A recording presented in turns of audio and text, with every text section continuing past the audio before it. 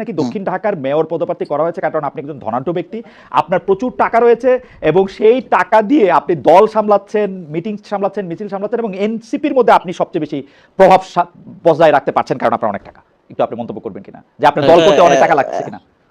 এটা একেবারেই যাই হোক, এই ধরনের অনেক পারসেপশন, অনেক কিছু বিগত 1.5 বছরে বিভিন্ন প্রোপাগান্ডা বিভিন্ন ইয়ার মাধ্যমে তৈরি করা হয়েছে আমার বিরুদ্ধে স্পেসিফিকলি আমি বলবো, এবং আমি জানিও কারা করেছে এবং তারা কেন করেছে। তারা বিভিন্ন ক্ষেত্রে আমার কাজে আসলে তারা মনে করেছে যে তারা ক্ষতিগ্রস্ত হয়েছে বা তাদের স্বার্থটা সিদ্ধ হয়নি, ফলে এটা করেছে।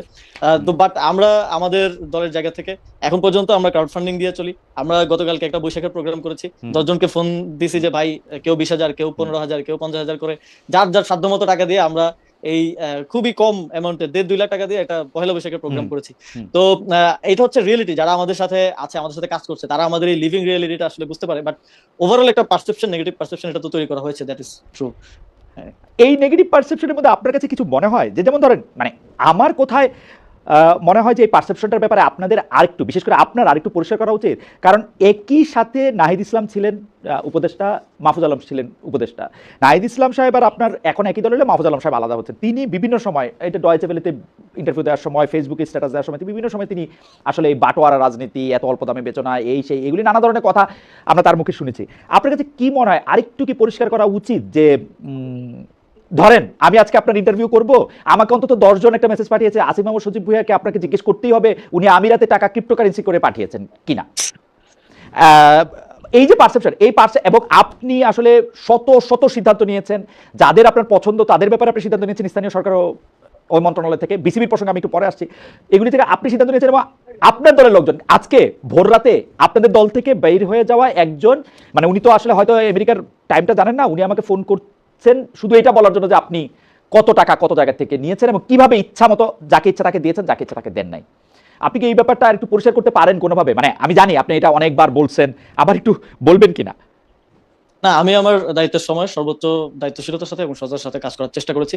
দেখেন, অনেক অভিযোগ, অনেক অ্যামাউন্ট বলতে বলতে একেবারে তো নিয়েছি, অনেকগুলো কাজ করেছি। স্পেসিফিক তো বলতে হবে যে এই কাজটা আসিফ মাহমুদ করে এই জনকে আন্ডিউ কোনো সুবিধা দিয়েছে এবং তার বিপরীতে সে টাকা নিয়েছে, এরকম স্পেসিফিক একটা অভিযোগ অন্তত টাকা না নিল। এইটা কি সত্য যে আপনি হাসনাত আব্দুল্লাহর, মানে আমি হাসনাত আব্দুল্লাহ আমার খুব প্রিয়, আপনিও খুব প্রিয়, এটা কি সত্য হাসনাত আব্দুল্লাহর এলাকায় আপনি বেশি কাজ করিয়েছেন যাতে হাসনাত আব্দুল্লাহ বেশি জনপ্রিয় হন? কাজ ওই যে একটা প্রজেক্টের বিষয় বলছেন, যে প্রজেক্টের বরাদ্দের বিষয়, আরো 2-3টা ঠেকায় রেখে ওকে দিয়ে দিবেন, এরকম কি করছেন? না না, ওই প্রজেক্ট কিন্তু পাসই হয় নাই। মানে এই যে একটা পারসেপশন যে হাসনাত আব্দুল্লাহ আসনে 300 কোটি টাকার কাজ হয়েছে, ফলে এমপি, অথচ ওই প্রজেক্ট পাসই হয় নাই। কাজ হতো অনেক দূরের কথা, লোকাল গভর্নমেন্টের প্রজেক্ট গুলো পাস হওয়ার পরেও কাজ মাঠে নামতে অ্যাটলিস্ট 3-4 বছর 5 বছর লেগে যায় বাস্তবায়ন হয়েছে। তো এটা ওই প্রজেক্ট এখনো তো পাসই হয় নাই। যদি পাস হয়ও তাহলে স্টিল এটার কাজ হইতে হইতে ওই সবগুলো উদ্বোধন করবে বিএনপি নেতারা আর কি।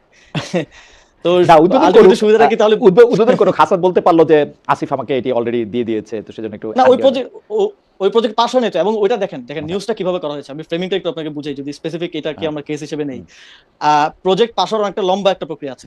মিনিস্ট্রি থেকে একটা ড্রাফট করা হয়, ডিপিপি যেটাকে বলা হয়, সেটা পাঠানো হয় আমাদের ইয়াতে পরিকল্পনা কমিশনে। পরিকল্পনা সেটা অর্থ মন্ত্রণালয়ে পাঠানো হয়, অর্থ মন্ত্রণালয়ে ছাড় দিলে পরিকল্পনা কমিশনে পাঠানো হয়, সেখান থেকে পাস হলে তারপরে আবার মিনিস্ট্রিতে আসে, মিনিস্ট্রি পিডি নিয়োগ দিয়ে বাস্তবায়ন করে। তো এটা মিনিস্ট্রি থেকে যখন আসলে ইয়াতে পরিকল্পনা কমিশনে পাঠানো হলো, পরিকল্পনা কমিশন কিন্তু একাধিক বৈঠক করে, অন্তত 15টা বৈঠক করে, তারা বাজেট কাটছাট করে, এটার বাস্তবতা নিরীক্ষা করে, তারপরে পাস করে। তখনই নিউজ করে দেওয়া হলো যে প্রজেক্ট পাস হয়েছে, আসিফ মাহমুদ এত টাকা বরাদ্দ নিছে, হাসান আব্দুল্লাহ এত টাকা বরাদ্দ নিছে, অথচ দেখেন পরিকল্পনা কমিশন থেকে সেটা পাসই হয় নাই। তো এটা যখন বাংলাদেশের একটা বড় গণমাধ্যম করে এবং এই ধরনের একটা পারসেপশন তারা তৈরি করার জন্য করে, তখন এটা আসলে আমাদের মানে সাংবাদিকতার বস্তুনিষ্ঠতাকে প্রশ্ন করা ছাড়া কিছু করার থাকে না। যখন প্রজেক্টটা পাস হবে তখন আপনি বলতে পারেন যে প্রজেক্ট করে তারা নিজের এলাকায় বরাদ্দ নিয়েছে। বরাদ্দটা পাস না হওয়ার আগে আপনি কিভাবে বলতে পারেন যে আসলে বরাদ্দটা নিয়েছে? ওকে ওকে, আমি একটু আপনাদের দর্শককে আপনাকে দর্শকদের মতামত একটু পড়ে শোনাই। শামীম আহমেদ উনি মন্তব্য করছেন, যদি প্রশ্ন করতে ভয় পান তাহলে টকশো কেন করেন, মানে এটা আমাকে বলছে যে প্রশ্ন করতে ভয় পেলে টকশো কেন করেন। আরেকজন ওনার নাম নাইম খান, উনি বলছে খালেদ ভাই বেশি দুর্নীতি করছে। ফাইন, আমি পরবর্তী প্রসঙ্গে যাই যে খুবই ইন্টারেস্টিং। আমি পরবর্তী প্রসঙ্গে যাই যে গত বছর সাকিব আল হাসান বাংলাদেশের সেরা খেলোয়াড়, সেরা ক্রীড়াবিদ আমি বলবো, যে গত বছর সাকিব আল হাসান যখন শেখ হাসিনা জন্মদিনের শুভেচ্ছা জানালেন, তখন আপনি ফেসবুকে সাকিবকে দেশে ফেরানো ও দলে ফেরানোর সুযোগ না দেওয়া যে সঠিক সিদ্ধান্ত ছিল, সেটিকে একটি কৃতিত্বপূর্ণ পদক্ষেপ হিসেবে দেখাতে চেয়েছেন। এই সপ্তাহখানেক আগে আমরা আবার আপনার একটি ভিডিও বক্তব্য দেখলাম, যেখানে আপনি বলেছেন সাকিব আল হাসানের পাসপোর্ট জটিলতা নিরসনে আপনি সহায়তা করেছেন। সাকিব আল হাসানকে নিয়ে আপনার দুটি বিপরীত অবস্থান কিনা এইটা না ফেরানো নাকি পাসপোর্ট জটিলতা নিরসন করা, কোনটা আসলে ক্রেডিট বা কোনটা ডিসক্রেডিট? জনাব আসিফ সজীব ভাই। এখানে মানে এটা আমি বারবার এই প্রশ্নটা আসে এবং বারবারই বলছি। যখন আমি দায়িত্ব নেই এবং বোর্ডটা একটু রিকনস্ট্রাক্ট হয় এবং তারা যখন কাজ শুরু করে, আমি নামই বলি যে একজন ডিরেক্টর আছেন নাজমুল আবেদিন ফাহিম ভাই, ওনাকে ফাহিম স্যার বলে সবাই ডাকে। তো সাকিব আল হাসান ওনারই খুব পছন্দের শিষ্য আর কি। তো উনি পুরোটা প্রসেস শুরু করেছিলেন, একটা রিকনসিলিয়েশন প্রসেস। এটা ট্রুথ এন্ড রিকনসিলিয়েশন পৃথিবীর বিভিন্ন জায়গায় হয়েছে, আমরা দেখেছি। এবং এই প্রসেসটাতে সাকিব আল হাসান নিজেও একমত ছিলেন এবং তিনিও এই প্রসেসটাতে আসছিলেন। আপনার মনে পড়ে কিনা, সাকিব আল হাসান স্টার্টের দিকে তিনি একটা পোস্ট করেছিলেন, তার যেই জুলাই গণঅভ্যুত্থানের সময়কার অবস্থান সেটাকে ব্যাখ্যা করার চেষ্টা করে, এবং সেই পোস্টটা কিন্তু এই প্রসেসেরই অংশ ছিল। এবং নাজমুল আবেদিন ফাহিম ভাই তিনি পুরো প্রসেসটা করছিলেন, এবং আমারও একটা গুডউইলের জায়গা ছিল যে তিনি বাংলাদেশের সেরা অলরাউন্ডার এবং তার অ্যাটলিস্ট বিশ্বের সেরা অবসরে অলরাউন্ডার, যাওয়াটা, বিশ্বের সেরা অলরাউন্ডার, বাংলাদেশের বিশ্বের সেরা জি অলরাউন্ডার, জি ইয়েস, বাংলাদেশের সেরা ক্রিকেটার। জি তো তার অবসরে যাওয়াটা অ্যাটলিস্ট বাংলাদেশের একটা খেলার মধ্য দিয়ে হতে পারে, হুম। এবং সেটা একটা প্রসেসের মধ্য দিয়ে, যেহেতু মানুষের অনেক কোশ্চেন আছে। সরকারের প্রথম দিকে তাকে দেশে না ফেরানোর জন্য আন্দোলনও হয়েছে, মিরপুরে অনেক ধরনের দাবি দেওয়া হয়েছে, এবং এই জন্য একটা প্রসেসের মধ্য দিয়ে সেটা করা, এবং সেটা বিসিবি একটা প্রক্রিয়ার মধ্যে ছিল। কিন্তু এই প্রক্রিয়াটা শেষ পর্যন্ত সাকিব আল হাসানের দিক থেকেই ভঙ্গ করা হলো। তিনি ওই প্রক্রিয়াটা কন্টিনিউ করলেন না, বরং তিনি আওয়ামী লীগকে এন্ডোর্স করাটাকেই উনি বেছে নিলেন। ফলশ্রুতিতে এই প্রক্রিয়াটা কিন্তু আর কাজ করে না, এবং এই প্রক্রিয়াটা শুধু যে আমি চাইলে বা বিসিবি চাইলে সম্ভব তা না, কিন্তু না। ওনার নামে যে মামলা আছে বা দুদকে বা হচ্ছে ইয়াতে যা আছে সেটা তো ওনার জনাব ভাইয়া, করতে হবে, জনাব ম্যানেজ ভাইয়া, করতে হবে। আমার মনে হয় যে আপনি সাকিব আল হাসানকে আওয়ামী লীগের দিকে ঝুঁকে পড়া বা শেখ হাসিনাকে জন্মদিনে উইশ করাটা হয়তো আপনি বলতে চাইছেন, কিন্তু সাকিব আল হাসান কিন্তু আসলে ওয়েট করেছিলেন, এবং আমরা তখন শুনেছি যে আপনি এটাকে বাধা, মানে জনাব আসিফ মাহমুদ সজীব ভাইয়া চাইলেই, ক্রীড়া উপদেষ্টা চাইলেই সাকিব দেশে ফিরতে পারবেন বা দেশে থেকে অবসর নিতে পারবেন, যেটাই ওনার একটা চাওয়া ছিল, ওইটার ক্ষেত্রে আপনি একমাত্র বাধা ছিলেন।